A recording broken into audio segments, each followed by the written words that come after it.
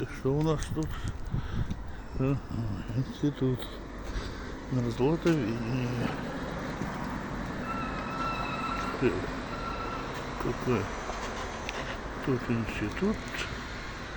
Тут такой мамонт стоит.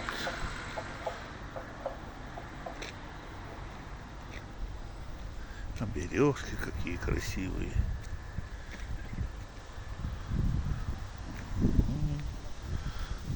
Такой.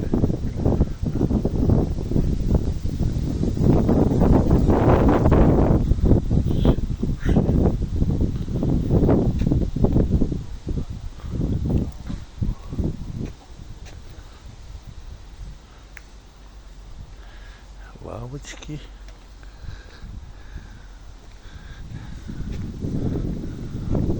Какой мамонт. Институт мерзлотоведения. Тут у нас здание.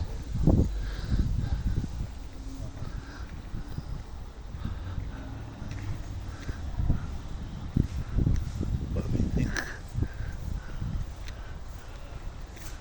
Что такое? Винников Павел Иванович.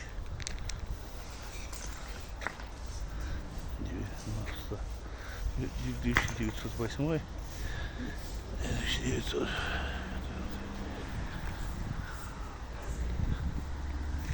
Вот такой мамонтенок у нас тут. Зончики пока.